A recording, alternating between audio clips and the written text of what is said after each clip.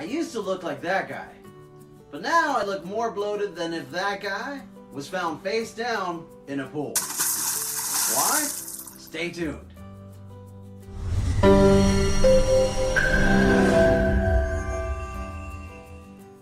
Alright, haven't shot a video in feels like forever. We've had a lot going on. You know that Spooky, our bunny, died.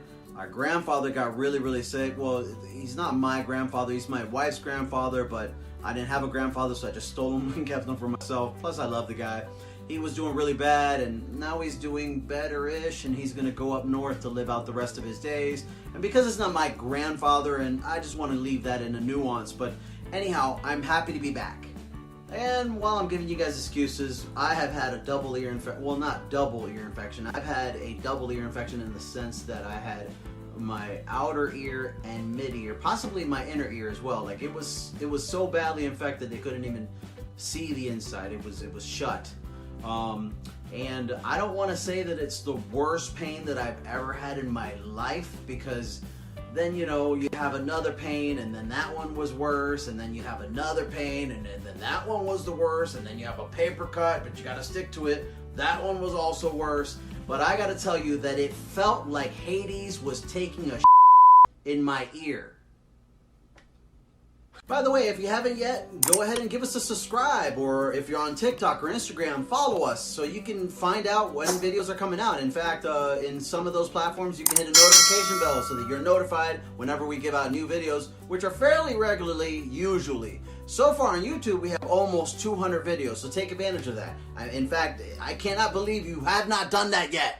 This video kind of serves as a personal health update of mine. Unless you've lived under a rock, you know that in 2015, late 2015, I had this motorcycle accident. You know what's funny is I actually told somebody recently at a show, not a comedy show, it was a motivational talk. And afterwards, I swear the guy was like, "Whoa, did you live?" But yeah, if you look close, I did live, and I looked like an angry tumbleweed trying to do some parkour. But I did survive. In fact, when I woke up from a coma, I shot this video asking people to donate toys to our children's charity for a charity event coming around the corner. Despite the fact that I look like one of the slabs of beef that Rocky Balboa used to train on. I did get permanent brain damage. About 60% of the surface of my brain was permanently damaged. And it causes sometimes like me not being able to speak very clearly or stutter, especially when I'm tired. It affects my memory. Like for example, a little bit ago I said that the accident was late 2015. It was actually late 2014. I was still recovering in early 2015. Anyway, in my defense, I might have already had memory problems before. I'm pretty sure I had memory problems before the accident. Yes. I can't remember. And I know this sounds all bad, but I've had the shingles, I had a stroke, and yeah, you heard right. I had shingles and a stroke. I had basically reverse Benjamin Button's disease. The difference, of course, is that in my version of Benjamin Button's disease, I'm never going to have the opportunity to be the handsome version of Brad Pitt. I'm stuck being my fat ass. So yeah, shingles, a stroke. It was scary. I almost died. I actually, for the motorcycle accident, I did die for almost 90 seconds. It's almost as if I was headed on the way up and Jesus was like, "Nah, we're good." With the stroke, I got this really awesome helicopter ride, which, let me go ahead and tell you, nothing is better than that, aside from being able to worry every single day that you're gonna have another stroke, because I gotta tell you, the motorcycle accident, nothing in comparison to the stroke. The motorcycle accident, I don't even remember. I woke up in the hospital, everybody was staring at me. I thought I had a booger in my nose. But the stroke, I was dying in real time. I was dying as I was alive. We'll talk more about that in another video. Now, we had 2 years of research to find out what caused it. The good news is it was basically related to the motorcycle accident. You see, I tried to stop the van with my face, and that caused me to basically look like a pug and not be able to breathe like one. So now I have the amazing ability of being able to look like Snuffleupagus at the end of the night because I gotta sleep with an APAP machine. What's not to like about that, ladies? Now, the sleep machine, in addition to helping me look hot while I'm in bed was also going to help me with like the impediment of speech, how I was commonly tired and lethargic, how I had memory issues and fog. Because as it turns out, when I came after my sleep study, the doctor was like, so how do you feel? And I was like, I feel pretty good. He's like, I don't know how that's possible.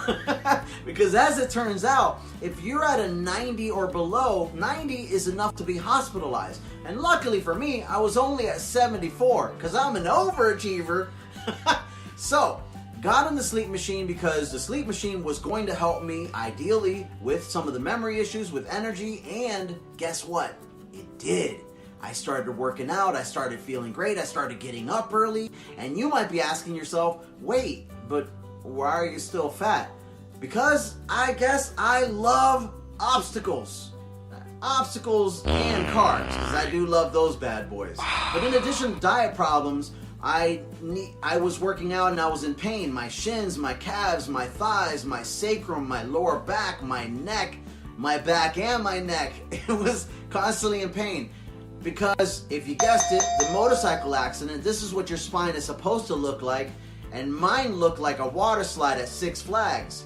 And then you've got, you know those guys that wear the gauges in their ears because they hate their dad? Well, I had that, but in my neck. This is what your neck is supposed to look like, and this is what my neck actually looked like, which could be a good thing, because the reason that I really insist on having this beard now is so that you can see the difference between, this is where my jawline ends and my neck starts. I might as well have people calling me Head and Shoulders.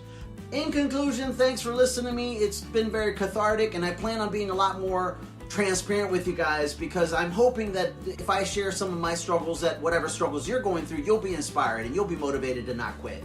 And this has been difficult because a lot of my struggles are not tangible. You can't see them, like brain damage.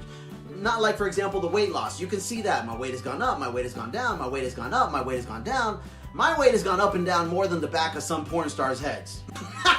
So anyways, hopefully I'm inspiring you, and please let me know by all means, by liking, by commenting, by subscribing. Unless you have rude comments, then in that case, go yourself. But as always, Jesus, thank you so much. Huh? Oh, yeah, fine. He loves me. I want to inspire you guys to remember that happiness is something that we can accomplish regardless of outside circumstances. And that's something that we should never give up on. Thanks, guys. Comment, like, and subscribe.